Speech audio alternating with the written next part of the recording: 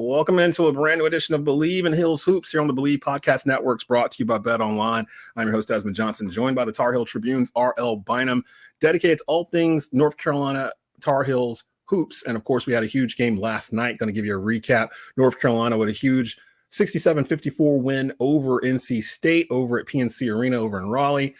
Carolina moves to 12-3, 4-0 in the conference overall, and takes the top spot in the ACC going into the weekend. We're going to talk a little bit about the game, what we liked, and we're going to get to this whole, should NC State be considered the same level of rival as, say, a Duke when it comes to North Carolina and hoops? So, Arlo, what's up, man? How you been doing today? Doing good. That was an interesting game last night, that's for sure. Best I could tell from the hockey press box. I was going to say, it's almost like a hockey game, the way it's happening. That's true. That's true. I had to admit, I was wondering if it was just going to be DJ Burns all night, the way they were kind of in the first half. They literally was just giving it to him, and he was clearing everybody out. And then he would just back people. Well, he's backing Armando down. And then they kind of figured out what to do with him in the second half. And it looked like he just got to get tired. And at that point, I think maybe from them feeding him and never got their shooters going. And it just all kind of fell apart for NC State. Just a quick look at the box score, 67-54. Carolina outscored them both halves. They only shot like, what did I see? Like 20-something% from the three. I can't right. Yeah. They're just the latest team to not shoot well from three. I mean, State shot 23.9%. It's the worst they've done against Carolina in at least 70 years. So that's kind of historically bad, obviously. And, you know.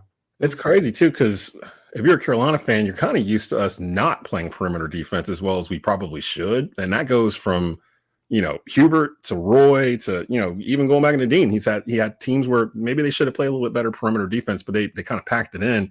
Roy's teams had that problem a lot, I seem to recall, where they could not defend the three.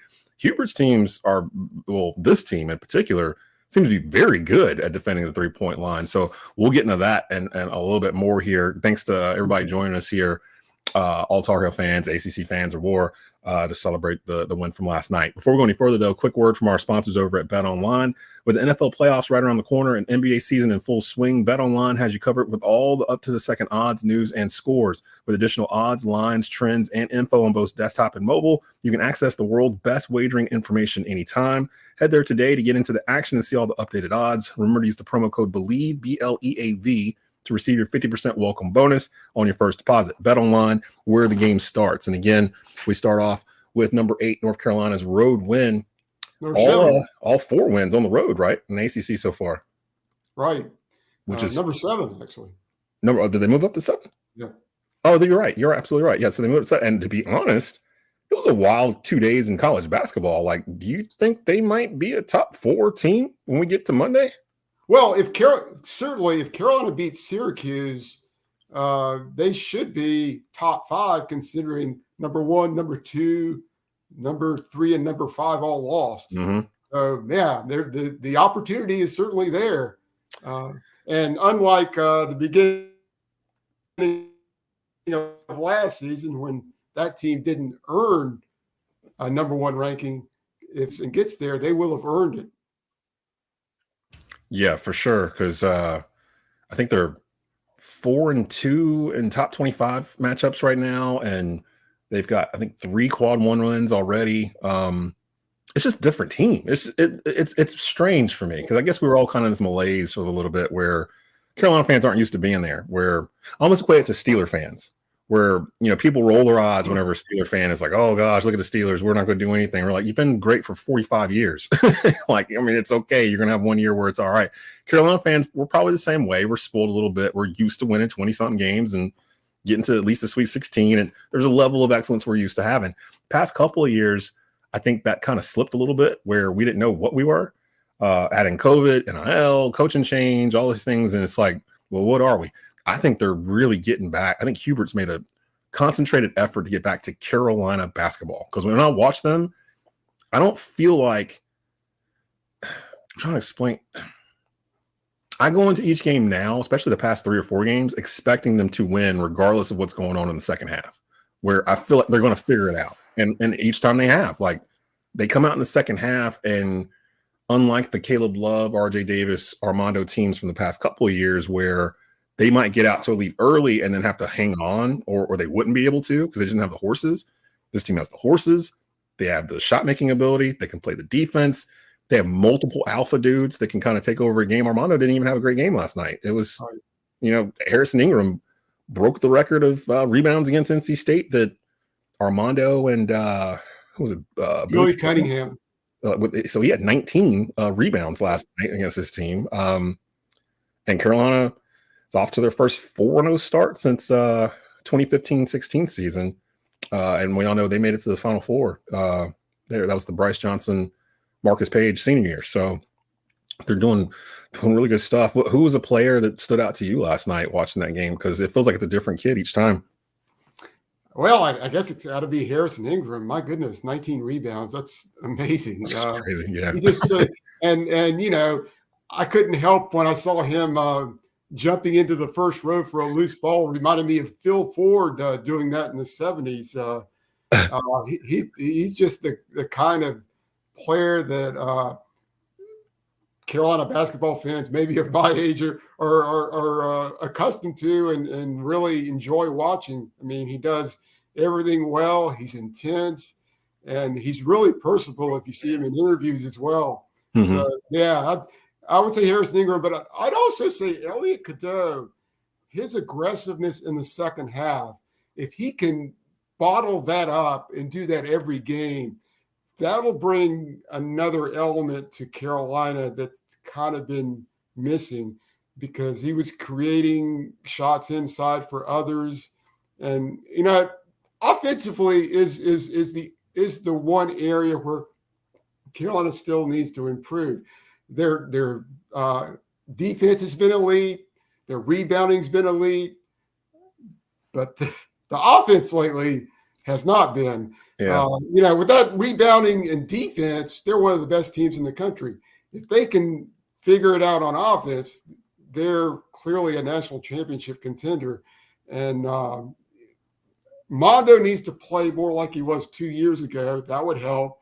But and RJ obviously didn't shoot quite as well. But I think one of the keys would be Elliot Cadeau playing more like he did in the second half last night.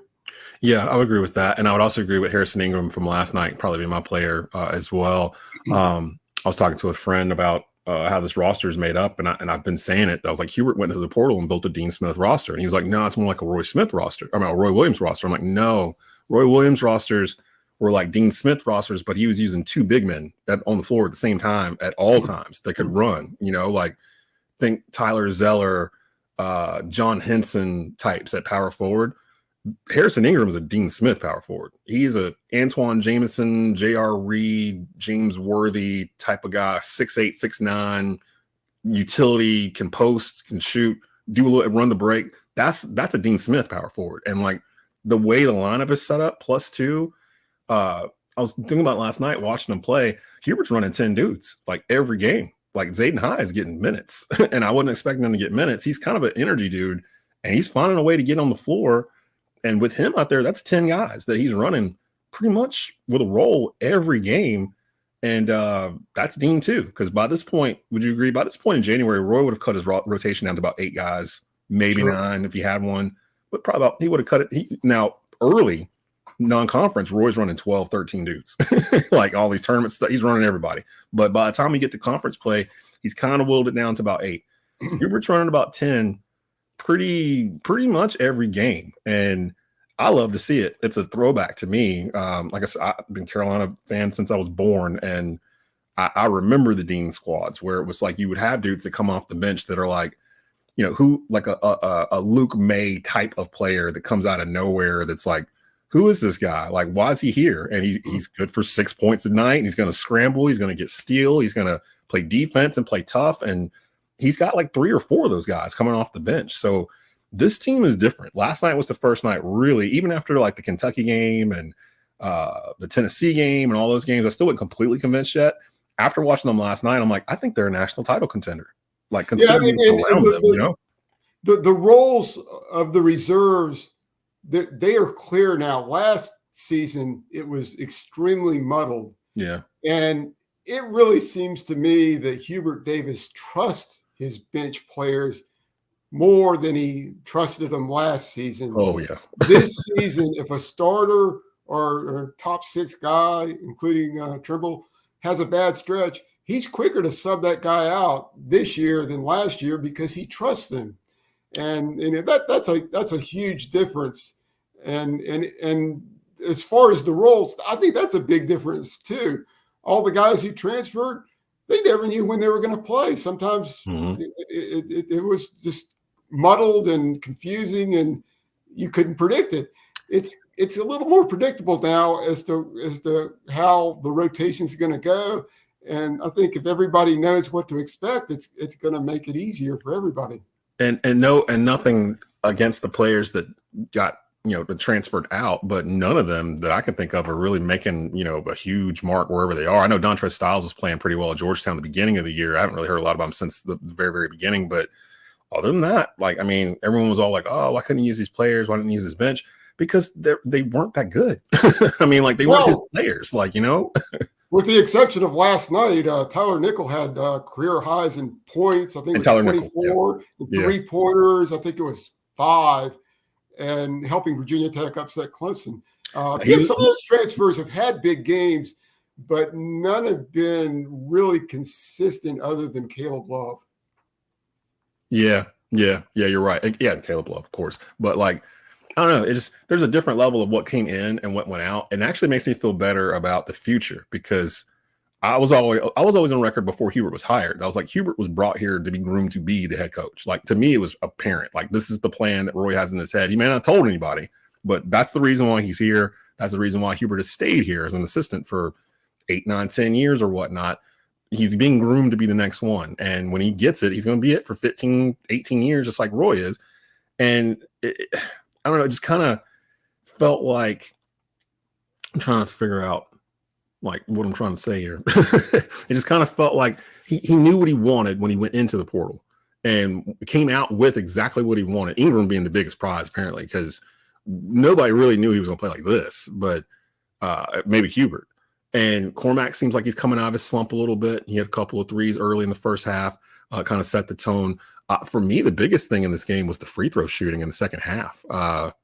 Carolina only shot a couple of free throws in the first half.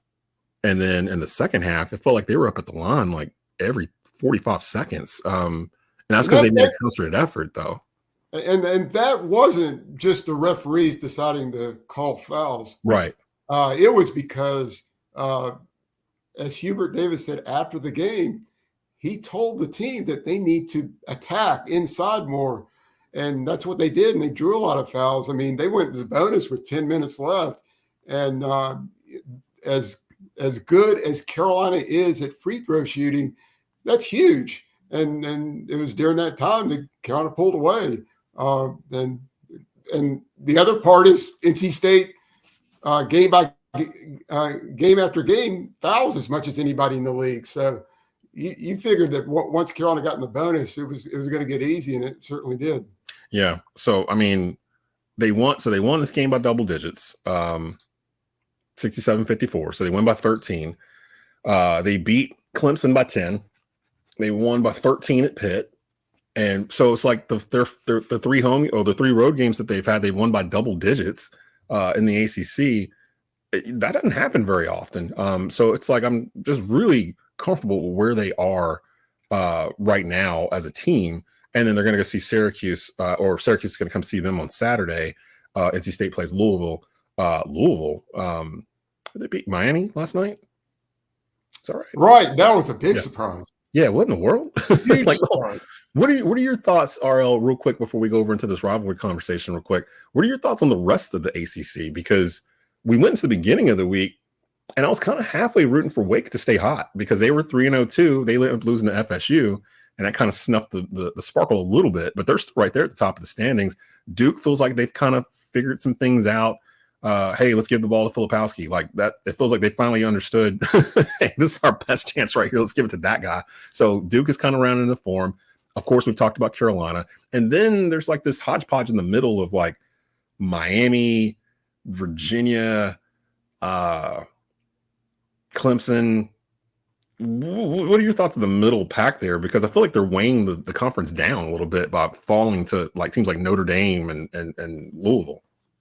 Right, and it's not going to help Carolina or other upper level teams in the league when Selection Sunday comes either. Yeah. And you look at the three, Carolina's 4-0 in the league, but the last three, you look at Pittsburgh, they might make the NIT.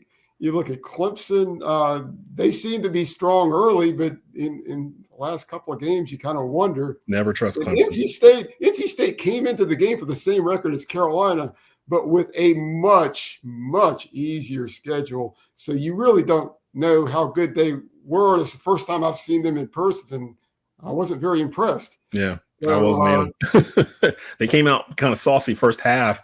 I was like, why are they shooting so many threes? They're like 11th in the league in threes. Like, why do they keep shooting? They were like 1 for 11 or something at one, or no, 0 for 11 or something at one point. It's like, why do they keep shooting threes? They don't have to do this against Carolina. And Carolina was defending it really well too. And they just kept trying to shoot threes. And in the second half, I feel like they kind of got away from some of that. I think they went to the DJ Burns well a little too much. He was kind of feeling himself. But there was one sequence where Baycott was out. And to your point, Baycott got in foul trouble early trying to guard Burns. And to be honest, there really wasn't anything Baycott could do on the 2 fouls he got. Like, he was playing defense and just basically held his ground and foul number 2. Flagrant foul also. Yeah. Oh, yeah, that one. If you look at that on the replay, like, my man did an excellent flop. Because, I mean, he made it look like Thanos threw him like through a wall or whatever. He's like, oh. But not DJ. Look, he got tired. They started to send a double over in the second, which I was surprised that they didn't do in the first half. It would have probably saved Armando a foul, but Armando probably was like, nah, I got him. DJ Burns he's like twice the size of Baycott, like width, like wise. Like, Armando looks so small next to him. It's crazy, isn't it? Like, it's like, what? He's like backing Armando down. How many dudes in college basketball can back down Armando Baycott like with ease? He was doing it like 2000 Lakers Shaq. Like, just yeah. boom, I mean, boom. Armando even said last night in the dressing room, he said he's the only guy in college basketball that can do that to me. Yeah. I mean, and he knows it too. And he was like, there was a sequence where Armando was out with the foul trouble in the first half, and Jalen Washington was in. And it was like the first play that State had the ball with Washington in there, and Burns saw it. And he was just, he could not contain himself. And he was asking for the ball. Give me the ball, give me the ball. He finally got it. And they turned it over, or something happened. I think one of the Carolina players knocked it out off of him out of bounds or something. But he was so eager to get it because he was like, if I can back down Armando Baycott, I'm about to back down Jalen Washington like it's like a pack of matches. Like, I'm literally about to just plow through this dude. And he didn't really have the same success on Washington, which is strange. He never really got a chance to do that same back. That Washington never really let him do it. And the defense kind of changed. So kudos to Hubert and the boys for getting out of Raleigh.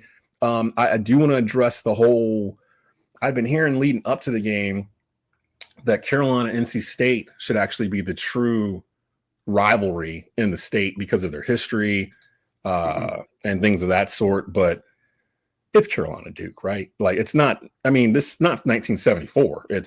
I get it back then. Back then it was Carolina versus somebody, like, all the time. It was Carolina State or Carolina Maryland or Carolina, whoever. But Carolina, Virginia. Like, it was always somebody. It was Carolina versus somebody. It didn't really become Duke, Carolina, the way we see it now, in my opinion, until the 89 ACC final. And if you look at the timeline from that point on, then you've got what you have today is Duke, Carolina, ESPN, all that stuff.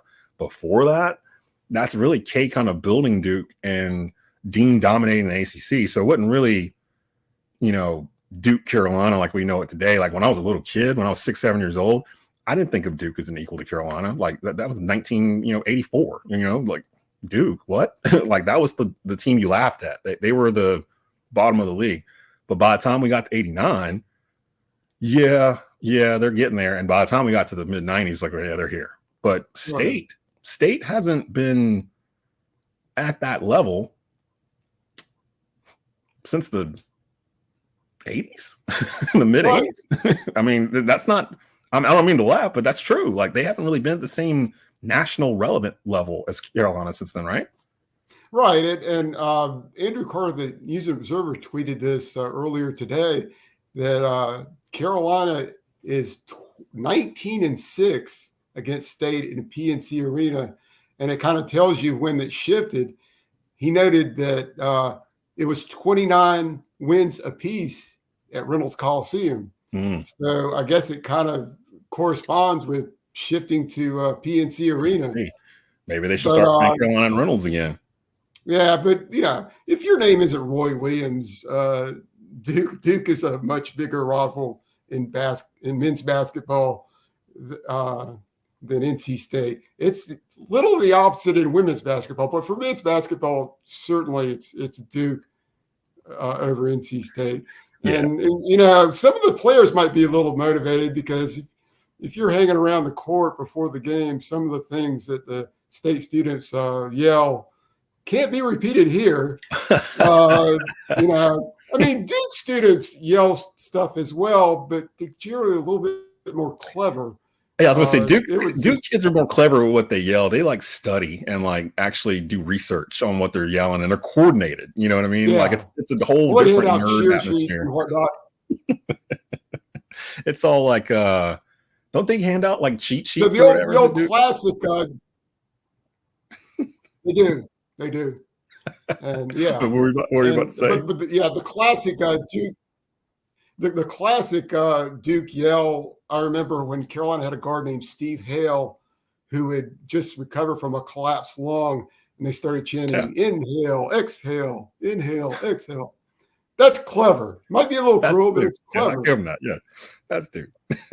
I think a lot of it, and I've always said this, and I've known it since I was a kid, we almost looked like at NC State like they're a little brother. Like the tag along, like you're not supposed to be here. Go back with mom or whatever, that kind of thing. Duke is like the cousin that got some shine that you wanted. You're in the same family. You respect each other. You love each other, but kind of compete against each other. I feel, especially over the past 6 or 7 years, when Duke shifted to the one and done type stuff, it made that rivalry a little bit harder to be fully engulfed in because the players weren't around long enough for you to hate them. Grayson Allen's probably the last 4-year Duke kid I can think of that I just did not care for. But before him, there's a whole JJ Redick, all the way back to Leitner and, all the way back to the beginning of the case stuff. That doesn't exist anymore. Like, there's not a kid on Duke's roster right now where I'm like, I hate that kid. Like, I don't like that kid. And with State, I've never hated the players. I've just hated the idea of them, like their existence, just them being there. And I think the thing that bothers me the most is that that they feel like they are on our level and they feel slighted when we feel like they're not. And I'm like, but you haven't won anything. Like, you haven't won anything in 30 years. So 30 plus, going on 40 years now. Now I'm sitting there counting it out. So I think that's the disconnect. I don't think NC State could be, or is not currently, on the same level as a Duke in rivalry wise. I wouldn't want to give away the exact media Wi-Fi password, but let's just say 1983 is involved in it, which kind of tells you something. I will say shout out to Kevin Keats because maybe with the changes in the transfer portal stuff, this might actually extend his life at NC State, because I think this is tailor-made for him, because that's kind of how he was building teams in Wilmington, right? Like, he was kind of getting guys to transfer over and that kind of way. Now that you can really do it and you can do it at a bigger platform at NC State, maybe this is an opportunity now for him. I will say, before we get out of here, though, I wanted to get your thoughts real quick on how college sports are changing. The news today, of course, and yesterday, Nick Saban retiring from Alabama. He's not a college coach, but Bill Belichick retiring moving on from the Patriots. Pete Carroll moving on from the Seahawks. And I'm putting it in the same category of, I feel like all this started when Roy retired and Kay retired, and you started getting these Boeheim retires, and you start getting these legends, these guys that have been around 40, 50 years retiring from the game. Who do you look at right now in the ACC that's best equipped to kind of carry the torch going forward? Because we're seeing an exodus of like championship level coaching on multiple platforms in college sports right now, and I think it's affecting the sports. So, like in the ACC right now, who do you see?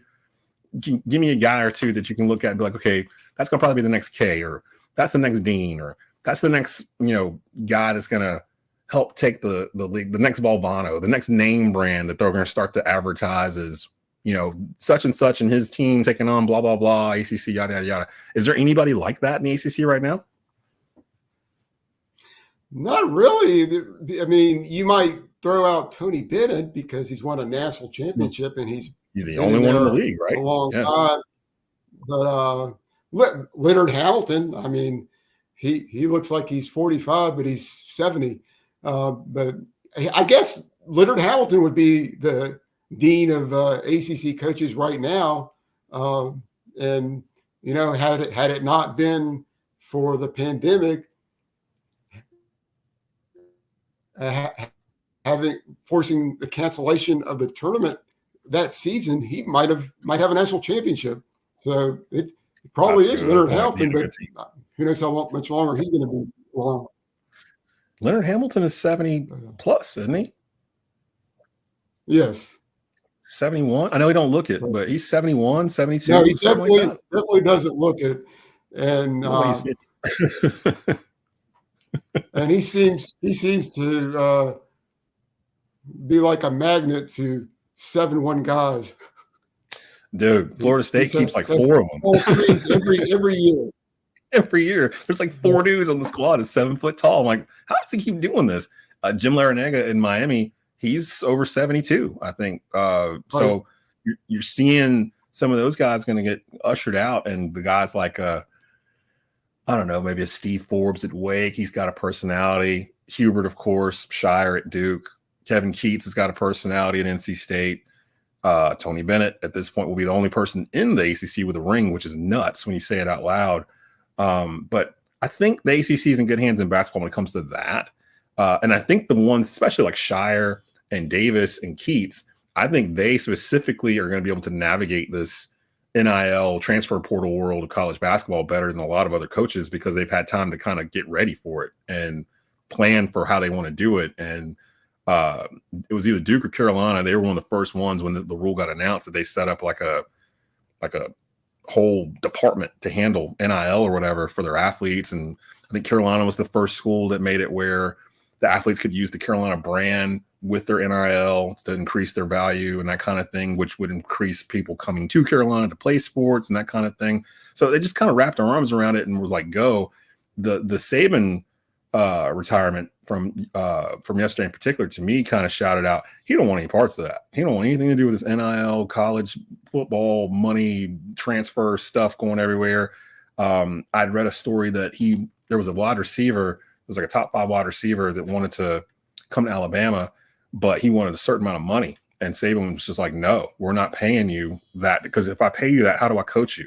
At that point, like literally you'd be making as much as some of my assistants do. And he ended up going someplace else. And a lot of people were like, maybe that might have cost him a national championship last year.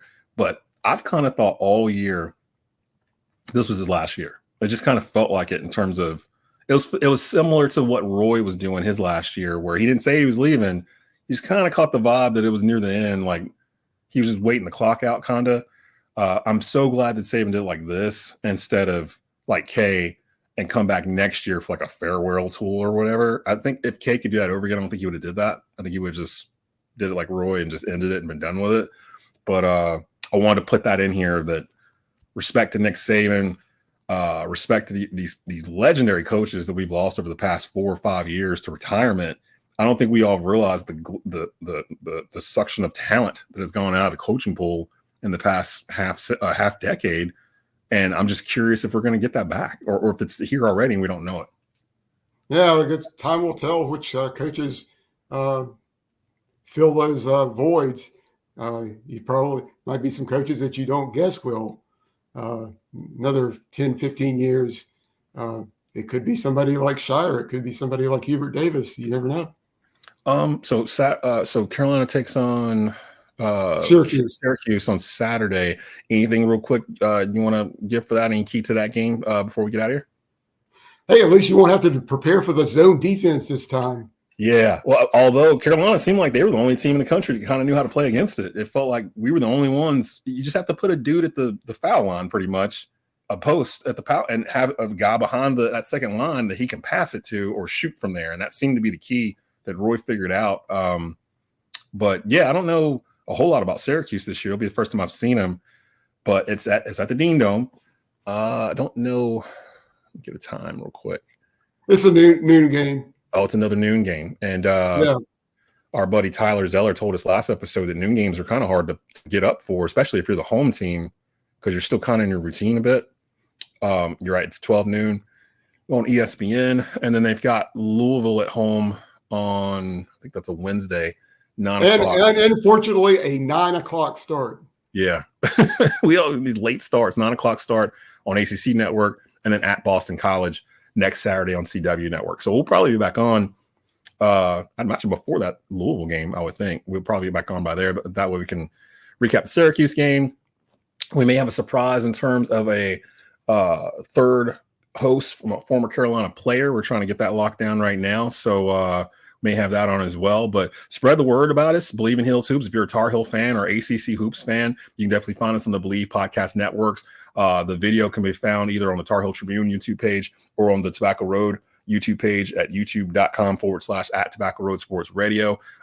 These are up at least once a week, and we'll give you everything you need to know about Carolina hoops. But so we'll get out of here.